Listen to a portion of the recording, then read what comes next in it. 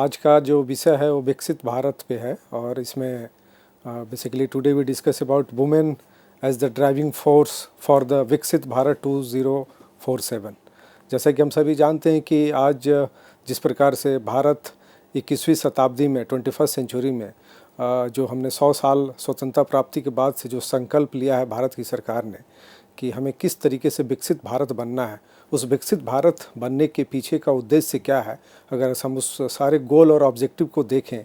तो उसमें 4 पिलर्स को भारत सरकार ने निर्धारित किया है, जिसमें महिला और नारी शक्ति को बहुत ही इम्पॉर्टेंट रोल में रखा है। जैसा कि हम सब जानते हैं कि जो विकसित भारत 2047 है, basically India vision to become a fully developed nation by its centenary of independence, क्योंकि स्वतंत्रता के 100 साल हम 2047 में कंप्लीट करने जा रहे हैं। और उस 100 साल की जो जर्नी है, इस जर्नी में हमने बहुत तरह के उतार चढ़ाव देखे हैं। और जैसा कि हम सब जानते हैं कि आज पूरे भारत की जो पॉपुलेशन है 140 करोड़ पॉपुलेशन में लगभग 50% पॉपुलेशन महिलाओं का है। लेकिन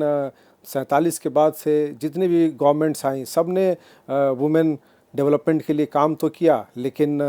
जो जिस पोजीशन पे आज उन्हें होना चाहिए था, शायद आज वो जब हम कंपैरेटिव स्टडीज़ करते हैं तो शायद वो कहीं ना कहीं एक बहुत बड़ा गैप देखने को मिलता है। और इसीलिए आज की जो प्रेजेंट गवर्नमेंट है, जो नरेंद्र मोदी जी के नेतृत्व में चलाई जा रही है, उसमें उन्होंने वुमेन लेड डेवलपमेंट की बात की है। और जिस तरीके से वुमेन लेड डेवलपमेंट को एक हर पॉलिसीज़ में, जैसा उनके राइट्स के लिए, उनके सिक्योरिटी के लिए, उनके इक्वलिटी के लिए जिस तरीके से प्रोविज़न उसमें प्रोवाइड किया जा रहा है, वो कहीं ना कहीं आने वाले समय में बहुत ही एक माइलस्टोन और भारत के विकसित में एक बहुत ही अहम भूमिका निभा सकती है। जैसा कि हम सभी जानते हैं कि जो 4 पिलर हैं जो भारत सरकार ने तय किए हैं, उसको हम ज्ञान के नाम से भी जानते हैं, जिसमें हम गरीब की बात करते हैं, जिसे हम पुअर और यूथ की बात करते हैं, अन्नदाता फार्मर की बात करते हैं, नारी जो वुमेन का जिस तरीके से जो डेवलपमेंट है, वुमेन लेड डेवलपमेंट, उसको हम देख के डिस्कस करते हैं। जैसा कि जो वुमेन का जो कंट्रीब्यूशन है क्रॉस द एजुकेशन सिस्टम में हमें देखने को मिलता है। और आज अगर हम गवर्नमेंट की कोई भी पॉलिसीज़ उठा के देखें, जैसा कि हम सब जानते हैं कि आज राष्ट्रीय शिक्षा नीति 2020 में जिस प्रकार से अकॉर्डिंग टू कॉन्स्टिट्यूशन जो हमारा जो संवैधानिक राइट्स है आर्टिकल 14 और 15, उसमें जिस तरीके से महिलाओं को राइट्स दिए गए हैं, जिस तरीके से बहुत सारे ऐसे पोजीशंस है जहाँ पे उनका प्रेजेंस नहीं था, उसको भी एग्जीक्यूट किया जा रहा है। तो मेरा ये मानना है कि जो वुमेन की जो रोल है, जो खास करके जो भारत सरकार ने जो तय किया है, उसके लिए हम सभी जानते हैं कि अभी रिसेंटली पार्लियामेंट में एक बिल लाया गया था जो वुमेन रिजर्वेशन बिल के नाम से जाना जाता है, जिसको कहीं ना कहीं हम 2047 का जो हमारा जो कंसेप्ट है उसमें बहुत ही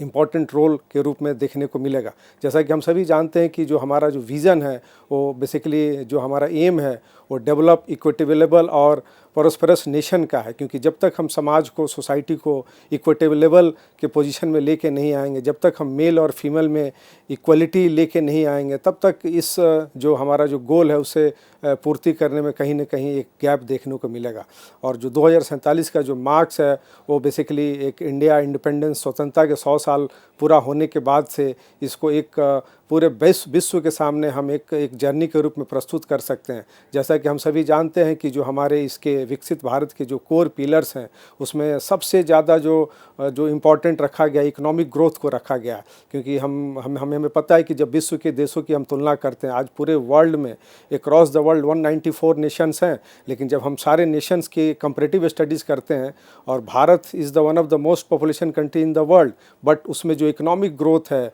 जो इकोनॉमिक अनइक्वालिटी है, वो कहीं ना कहीं एक तरीके से एक मिस मैच हमें देखने को मिलता है। और जैसा कि जो हमारे देश के प्रधानमंत्री मोदी जी ने जो इकोनॉमिक ग्रोथ के लिए 2047 में जो टारगेट फिक्स किया है वो 30 ट्रिलियन इकॉनमी का है। जैसे वर्तमान में अगर हम देखें तो वी आर द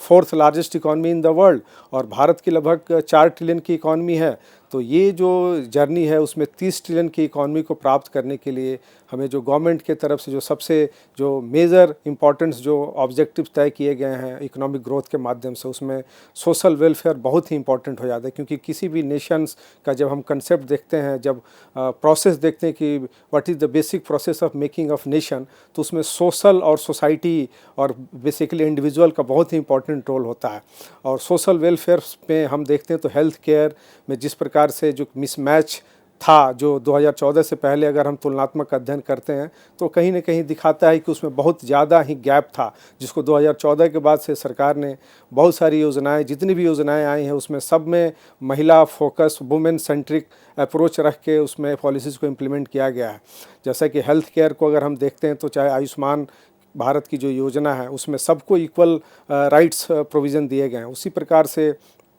हम एजुकेशन में भी देखते हैं कि किस प्रकार से जो एजुकेशन का जो सिस्टम है उसमें किस तरीके से महिलाओं को इम्पोर्टेंस रखा गया है, चाहे सैनिटेशन हो और या उसका जब हम टेक्नोलॉजिकल एडवांसमेंट प्रोग्राम जब देखते हैं, क्योंकि भारत ने एक डिजिटल इंडिया बनाने को लेके एआई और बेसिकली जिस तरीके से एआई का स्कोप हम सब आज पूरे वर्ल्ड में जो उसका एक इम्पॉर्टेंस बढ़ते जा रहा है, उसमें भारत एक बहुत बड़ा स्टेक होल्डर है। और स्टेक होल्डर होने के नाते महिलाओं का इम्पॉर्टेंस बहुत ज़्यादा हो जाता है, क्योंकि 50% पॉपुलेशन हमारे देश में महिलाओं की है। लेकिन आज हम जब उस चीज़ को देखते हैं तो कहीं ना कहीं वो एक मिसमैच हमें देखने को मिलता है। लेकिन गवर्नमेंट ऑफ इंडिया ने जो पॉलिसीज़ के माध्यम से उस गैप को फिलअप करने के लिए तरह तरह की योजनाओं को चलाया जा रहा है, जिसके माध्यम से हम अचीव कर सकते हैं। और AI is the very important tools to equalize the across the world economy. क्योंकि आज जब हम इकॉनमी की बात करते हैं, जब हम वर्ल्ड की इकॉनमी को देखते हैं तो उसमें टेक्नोलॉजी ड्रिवन सिस्टम सबसे इम्पॉर्टेंट रोल प्ले कर रहा है। क्योंकि हम जब फेजेज़ में इसका स्टडीज़ करते हैं तो अगर वर्ल्ड के डेवलपमेंट को, जो भी डेवलप नेशंस हैं उसमें समय के अनुसार, टाइम स्पेस के हिसाब से उन्हें टाइम टू टाइम अपने पॉलिसीज़ में रिफॉर्म्स करने पड़ते हैं। इसी तरीके से जो इन्वायरमेंटल जो सस्टेनेबिलिटी है, क्योंकि इन्वायरमेंट एक ऐसा इशू है जो समाज के हर व्यक्ति को जोड़ता है, और इतना ही नहीं बल्कि विश्व के सारे देश इस पे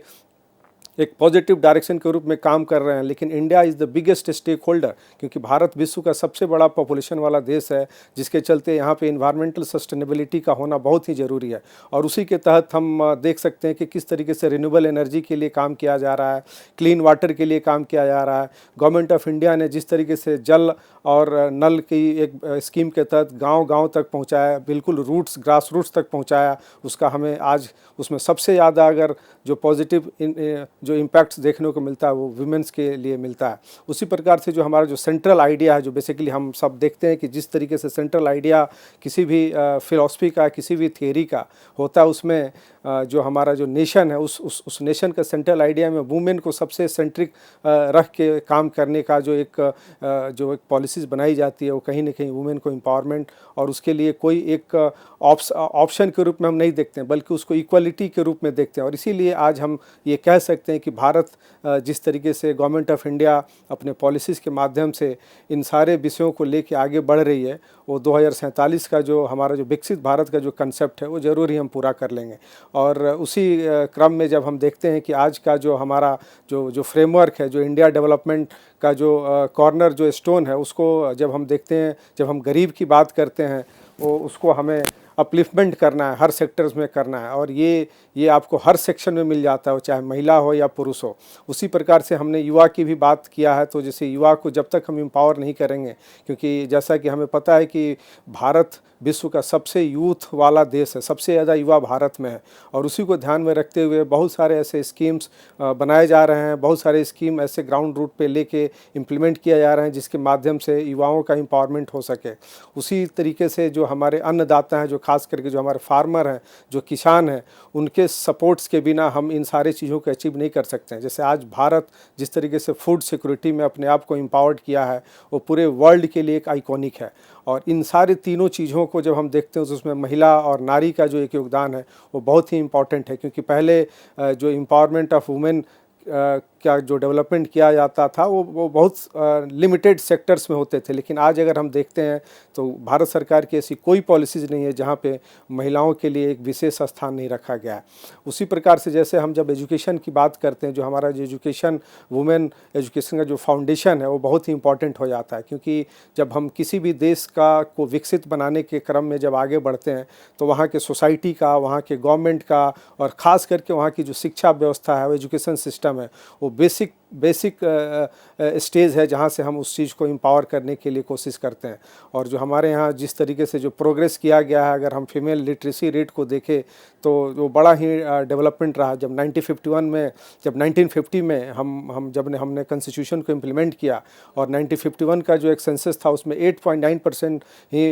एजुकेशन लिटरेसी रेट थी, लेकिन आज हम देख रहे हैं कि 70% तक हम पहुँच चुके हैं। तो ये मेरा मानना है कि एजुकेशन एक बेसिक पिलर है किसी भी देश और समाज के लिए एम्पावरमेंट होने के लिए। और उसमें महिलाओं का जिस तरीके से भागीदारी बढ़ी है, मुझे लगता है कि आने वाले समय में इस रेशियो को और ही बढ़ाने की ज़रूरत है, जिससे कि चलते, क्योंकि जब तक हम इस लिटरेसी रेट को महिलाओं के बीच में लेके इसका ग्रोथ नहीं करेंगे तब तक जो हमारा जो वुमेन एजुकेशन का जो फाउंडेशन है वो अचीव हम नहीं कर सकते हैं। उसी में हम जब दूसरे श्रेणी में देखते हैं जो जेंडर पैरिटी है वो बहुत ही इंपॉर्टेंट हो जाता है, क्योंकि जेंडर पैरिटी जो अचीव जो ग्रॉस इनरोलमेंट रेशियो होता है, वो चाहे बेसिक एजुकेशन हो या हायर एजुकेशन हो, उसमें भी पिछले 11-12 सालों में एक मेजर ड्रास्टिक डेवलपमेंट हुआ है, जिसमें तरह तरह के स्कीम्स लाए गए हैं, बहुत सारे स्कॉलरशिप लाए गए हैं, जिसके माध्यम से ये जो जेंडर जो पैरिटी है इसको अचीव करने में गवर्नमेंट ऑफ इंडिया और भारत सरकार खास करके महिलाओं को लेके एक बहुत ही एक पॉजिटिव डायरेक्शन में आगे बढ़ रही है। ऐसे अगर हम देखें तो बहुत सारे ऐसे स्कीम्स हैं, जैसे जो सबसे पहले स्कीम 2014-15 में जो लॉन्च किया गया था, बेटी बचाओ बेटी पढ़ाओ, ये हम समझ सकते हैं कि ये एक ऐसा स्कीम है जो समाज के हर व्यक्ति को कहीं ना कहीं जोड़ता है, क्योंकि हम सब जानते हैं कि इस देश का जो पॉपुलेशन है उसमें जिस तरीके से एक खास करके जेंडर को लेके और मेल और फीमेल में जो एक डिस्क्रिमिनेशन देखने को मिलता है वो सोसाइटी और घर से ही शुरू होता है। तो उसमें इस स्कीम ने, गवर्नमेंट ऑफ इंडिया ने जिस तरीके से इसकी पहल की, उसका ये रहा कि आज हमने जो हमारा जो सेक्स रेशियो है वो 9 से 18 से 9 से 33 पर पहुंच गया है, जो कि बहुत ही पॉजिटिव डायरेक्शन में जा रहा है। तो मुझे लगता है कि इसमें और भी बहुत सारे काम करने की ज़रूरत है, जिसके चलते जो हमारा जो रेशियो है, जो सेक्स रेशियो है, उसको हम कहीं ना कहीं एक पॉजिटिव डायरेक्शन में ले जाके उसको अचीव कर सकते हैं। उसी तरीके से जब हम देखते हैं कि जो स्टेम जो सिस्टम है, जिसमें अगर हम देखें क्योंकि आज के डेट में साइंस, टेक्नोलॉजी, इंजीनियरिंग और मैथमेटिक्स ये एक बेसिक पैरामीटर है जिसके माध्यम से we can achieve the whole growth in every sectors. जैसे कि अगर हम देखें तो 43% जो स्टूडेंट्स हैं भारत में, उसमें जो महिलाओं का जो रोल है वो बहुत ही अगर ग्लोबली व्हेन वी स्टडीज़ तो उसमें हम देखते हैं कि भारत सबसे नंबर 1 पोजीशन पे है, जहाँ पे 43% इन्वॉल्वमेंट है स्टेम सिस्टम में, जो कहीं ना कहीं एक दिखाता है कि जो भारत की जो पोटेंशियल है महिलाओं के बीच में वो बहुत ही इम्पॉर्टेंट है। क्योंकि अगर हम ग्लोबली जब हम इस चीज़ का अध्ययन करते हैं, जब हम अंतर्राष्ट्रीय लेवल पे और विश्व के सारे देशों में वुमेन एम्पावरमेंट और ख़ास करके जब उनका तुलनात्मक अध्ययन करते हैं तो देन यू फाइंड कि भारत आज उसमें सबसे अग्रणी भूमिका की तरफ बढ़ रहा है। तो ये कहीं ना कहीं गवर्नमेंट ऑफ इंडिया की पॉलिसीज़ और उनका जो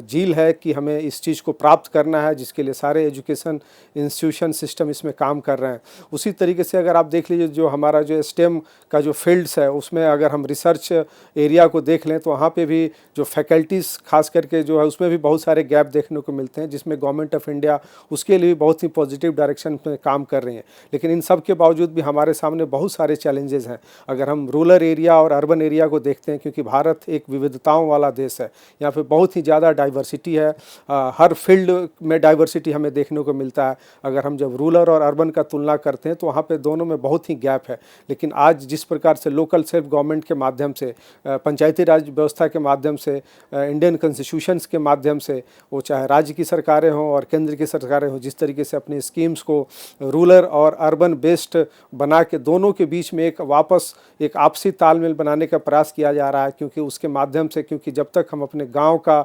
डेवलपमेंट नहीं कर सकते हैं, जब तक हम अपने गांव को अपने शहरी विकास के साथ उसको जोड़ नहीं सकते हैं, तब तक शायद ये जो 2047 का जो हमारा विकसित भारत का जो मोटिव है, शायद उसको प्राप्त करने में समस्या होगी। उसी तरीके से अगर हम देखें तो जो अगर आप देख सकते हैं कि दोनों जगह पे रूरल और अर्बन में जो हाई ड्रॉप आउट रेट्स है, उसके पीछे का जो सबसे इम्पॉर्टेंट रीज़न है वो पावर्टी है। और पावर्टी ये जो है ये कहीं ना कहीं ये दिखाता है कि जो गवर्नमेंट की जो पॉलिसीज़ जो भी बनाई गई पहले 2014 के पहले की अगर पॉलिसीज़ देखा जाए तो शायद वो पॉलिसी ग्रास रूट पे एग्जीक्यूट नहीं हो पाई, जिसके चलते जब हम इस जर्नी को देखते हैं, अपने डेवलपमेंट जर्नी को देखते हैं, 1947 के बाद की जर्नी को देखते हैं, तो वो कहीं ना कहीं दिखाता है कि वो बहुत ज़्यादा गैप था, जिसे आज गवर्नमेंट ऑफ इंडिया इस पावर्टी को दूर करने का पूरा प्रयास कर रही है। दूसरा जो उसमें जो सबसे इम्पोर्टेंट है महिलाओं को लेके, क्योंकि अभी भी रूरल एरिया में अर्ली मैरिज का जो कंसेप्ट था, जिसके आधार पे हम उनके डेवलपमेंट में कहीं ना कहीं एक बाधा बनते थे, जो सोसाइटल जो प्रेशर था, जो सामाजिक जो रूढ़िवादिता थी, उसको भी हमारी गवर्नमेंट ऑफ इंडिया ने तरह तरह के पॉलिसीज़ ला के इन सब चीज़ों को भी दूर करने का प्रयास किया है। और उसके बहुत सारे सेफ्टी मेजर्स डेवलपमेंट किए हैं, मेजर्स को बनाए हैं, उसके सेफ्टी कंसर्न्स को आगे किया है, जिसके आधार पे हम उनके राइट्स को प्रोटेक्ट कर सकें और उन्हें समाज में एक बिल्कुल इक्वल राइट्स और अपॉर्चुनिटी देने का प्रयास कर सकें। उसी प्रकार से अगर जब हम एजुकेशन को देखते हैं तो एजुकेशन में जो स्किल बेस्ड जो एजुकेशन सिस्टम है, वो उसमें बहुत ज़्यादा मिसमैच था, जिसको आज गवर्नमेंट ऑफ इंडिया ने स्किल इंडिया के माध्यम से एवरी एजुकेशंस को हम स्किल के साथ जोड़ने के क्रम में एक पॉजिटिव डायरेक्शन की तरफ जा रहे हैं। और जो एजुकेशन का जो क्वालिटी एजुकेशन है, वो बेसिकली वो सिर्फ एक इनरोलमेंट के लिए नहीं होना चाहिए, बल्कि जो हमारी जो रिक्वायरमेंट्स है, जो हमारे नीड्स हैं, जो हमारे जो बेसिक ऑब्जेक्टिव हैं, उसको हम कैसे अपने अर्थव्यवस्था से जोड़ सकते हैं, उसमें एजुकेशन की बहुत बड़ी भूमिका हो जाती है। क्योंकि जब हम देखते हैं भारत की अर्थव्यवस्था को, when you studies as a Indian economy, so two type of economies exist, एक फॉर्मल इकोनॉमी है और एक इनफॉर्मल इकोनॉमी है। तो ये गवर्नमेंट ऑफ इंडिया ने इस फॉर्मल और इनफॉर्मल में दोनों के बीच में एक इक्वलिटी लाने के लिए मेजर प्रोग्राम्स को लेके आए हैं, जिसके चलते फॉर्मल को हम कैसे इनफॉर्मल को फॉर्मल बनाएं, और इसके माध्यम से हम अपने जो अर्थव्यवस्था में उन महिलाओं का जो योगदान है, क्योंकि हम अगर देखें सोसाइटी में, अगर जब हम देखते हैं तो जितने भी इनफॉर्मल्स जो हमारे सेक्टर्स हैं, उसमें महिलाओं की भागीदारी ज़्यादा है, लेकिन उसको किस तरीके से फॉर्मलाइज़ किया जाए, किस तरीके से उनको भारत के अर्थव्यवस्था से जोड़ा जाए, उसके लिए भी गवर्नमेंट ऑफ इंडिया ने मेजर इसके लिए कोर्स ऑफ एक्शन तैयार किए हुए हैं। और इसको बिल्कुल पंचायत स्तर से लेके ब्लॉक स्तर से लेके और ज़िला स्तर से लेके हर जगह पे इस चीज़ को इम्प्लीमेंट किया जा रहा है। अगर हम जब देखते हैं कि अगर वुमेन का इकोनॉमिक जो पार्टिसिपेशंस है, तो उसमें जो हमारा जो जीडीपी में जिस तरीके का उनका एक पॉजिटिव जो ग्रोथ है, वो जो कंट्रीब्यूशन है अप्रॉक्सीमेटली 18% से बढ़ के अभी आज के डेट में हम लगभग 37% तक पहुंच गए। तो ये जो आंकड़ा है, ये मुझे लगता है कि एक बहुत ही आइकॉनिक और आई ओपनिंग है पूरे विश्व के लिए और पूरे भारत के समाज के लिए। क्योंकि जब हम वुमेन लेड डेवलपमेंट की जब हम बात करते हैं, जब उन्हें हम एक पॉजिटिव डायरेक्शन में लेके जाते हैं, तो कहीं ना कहीं वो हमारे जीडीपी में एक बेसिक कंट्रीब्यूशन होता है, जिसके चलते जो सोसाइटी में जो जेंडर गैप है, उसको हम कहीं ना कहीं एक उस गैप को फुलफ़िल कर पाते हैं। और शायद इसीलिए आज हम देख सकते हैं कि जिस प्रकार से भारत एक चौथी अर्थव्यवस्था बना है, उसमें कहीं ना कहीं महिलाओं का एक बहुत बड़ा योगदान रहा है, जिसके चलते आज आर्थिक लेवल पे भी और ख़ास करके अंतर्राष्ट्रीय स्तर पे अगर हम डिफेंस के सेक्टर्स को देख लें या एयर स्पेस को देख लें, तो हर जगह पे महिलाओं का एक बेसिक कंट्रीब्यूशन देखने को मिल रहा है। तो ये एक बहुत ही पॉजिटिव डायरेक्शन है, जिसके गवर्नमेंट ऑफ इंडिया ने सिर्फ पॉलिसीज़ को चेंज करके, रिफॉर्म करके अपने आप को जिस तरीके से परफॉर्म किया जा रहा है, जिसके चलते जो महिलाओं का जो योगदान है समाज में और हमारे जो देश के जो इंस्टीट्यूशन है, क्योंकि किसी भी नेशन का when you making of the nation, उसमें इंस्टीट्यूशन इज़ इम्पॉर्टेंट रोल होता है। और उस इंस्टीट्यूशंस में महिलाओं का जो पार्टिसिपेशन डे बाई डे बढ़ते जा रहा है, ये कहीं ना कहीं दिखाता है कि आज की जो गवर्नमेंट है, जो प्रेजेंट गवर्नमेंट हो, वो वुमेन लेड डेवलपमेंट की बात कर रही है, और उस पर सिर्फ बात ही नहीं कर रही बल्कि उनके लिए पॉलिसीज़ बना के उसको एक्सिक्यूट भी किया जा रहा है। उसी प्रकार से अगर हम देख लिए तो बहुत सारे ऐसे बैरियर्स हैं हमारे सोसाइटी में, जो कहीं ना कहीं इन सब सारी चीज़ों को एक तरीके से अवरोध पैदा करते हैं। जब हम जेंडर का अगर देखते हैं, जो पे गैप है, उसको भी गवर्नमेंट ऑफ इंडिया ने पॉलिसीज़ के माध्यम से दूर करने का प्रयास किया है। तो ये ये जो जिस तरीके का जो डेवलपमेंट है, अगर हम देखें तो उसमें कहीं ना कहीं एक हमारा जो वुमेन लेड जो स्टार्टअप है, अगर हम उसको हम देखते हैं, चाहे स्टार्टअप की बात कर लें या जनधन की बात कर लें, इन सब चीज़ों में महिलाओं ने एक बहुत ही पॉजिटिव कंट्रीब्यूशन दिया है, जिसके माध्यम से आज हमारे पास जिस तरीके का एक ग्रोथ और वुमेन लेड डेवलपमेंट जो आगे आ रहा है, वो कहीं ना कहीं दिखा रहा है कि आज की जो गवर्नमेंट है एक बहुत ही पॉजिटिव डायरेक्शन में आगे बढ़ रही है। उसी प्रकार से जो हमारा जो अगर हम जब देखते हैं, जब किसी भी वुमेन का जब हम इकोनॉमिक पार्टिसिपेशन को जब हम अपॉर्चुनिटीज़ में जब बदलने का प्रयास करते हैं, तो तभी जब हो सकता है जब तक हम उसके लिए एक गुड एटमॉस्फेयर तैयार करें। तो गवर्नमेंट ऑफ इंडिया ने ऐसे बहुत सारे पॉलिसीज़ बनाए हैं, जिसमें एक सेल्फ हेल्प ग्रुप्स है जो कि बहुत ही एक पॉजिटिव डायरेक्शन में पूरे भारत की महिलाओं को जोड़ने का काम कर रहा है। और अगर हमारे पास एक आंकड़ा है, लगभग 100 मिलियन वुमेन्स जो है कनेक्टेड हो चुकी हैं सेल्फ हेल्प ग्रुप से, और उसको कहीं ना कहीं एक जो भारत की जो पॉलिसीज़ है, जिस प्रकार से MSME के थ्रू उनको योजना के तहत जोड़ा जा रहा है, वो एक बहुत ही वुमेन लेड डेवलपमेंट का एक सबसे इम्पॉर्टेंट पिलर बन जाता है। क्योंकि सेल्फ हेल्प ग्रुप्स के माध्यम से छोटे छोटे ग्रुप्स में महिलाएं अपने स्किल्स के दम पे और अपने गवर्नमेंट के जो स्कीम्स है उसके आधार पे भारत के GDP में एक बेसिक कंट्रीब्यूशन कर रही हैं। अगर हम दूसरी तरफ जब हम देखते हैं जो जनधन अकाउंट्स है, उसमें भी लगभग 55% जो वुमेन है उनका उसमें पार्टिसिपेशन बढ़ा है। तो ये जो जनधन अकाउंट्स है, क्योंकि हम सब जानते हैं कि गवर्नमेंट्स और सरकारी व्यवस्था और प्राइवेट सेक्टर्स में जो गैप है, अगर जब तक हम गवर्नमेंट सेक्टर्स में अपने महिलाओं को कनेक्ट नहीं करेंगे, जब तक उनको जोड़ेंगे नहीं बैंकिंग सिस्टम से, क्योंकि आज का जो व्यवस्था है वो अर्थव्यवस्था से ही चलने वाला है, और उस अर्थव्यवस्था में महिलाओं की जो भागीदारी है उसको जब तक हम जन भागीदारी के रूप में परिवर्तन नहीं करेंगे, और इसीलिए गवर्नमेंट ऑफ इंडिया ने जनधन अकाउंट्स के माध्यम से लगभग 55% वुमेन को उसके साथ कनेक्ट किया है। उसी में अगर हम जब आगे देखते हैं तो जो हमारी मुद्रा योजना है वो बहुत ही इंपॉर्टेंट है। मुद्रा योजना क्योंकि वो भारत सरकार के एक बहुत ही बेसिक प्रोजेक्ट है, और उस मुद्रा योजना के माध्यम से हमने महिलाओं को भी जोड़ने का प्रयास किया है, जिसके चलते आज समाज के हर क्षेत्र में, वो चाहे स्टार्टअप हो, स्टैंड अप्स हो, इंडिया सपोर्ट्स वुमेन एंटरप्रेन्योरशिप हो, उसमें कहीं ना कहीं एक बहुत ही इंपॉर्टेंट रोल के रूप में अपने आप को प्रस्तुत कर रही हैं। तो मुझे लगता है कि ये जो जिस तरीके की योजनाएं हैं, अगर इसमें और भी ज़्यादा अवेयरनेस किया जाए, ग्राउंड लेवल पे लेके जाया जाए, अवेयरनेस किया जाए, एजुकेशन सिस्टम में इसको इन्वॉल्व किया जाए, तो मुझे लगता है कि आने वाले समय में ये जो भी हमारा जो अचीवमेंट है इसको हम ज़रूर प्राप्त कर सकते हैं। Thank you.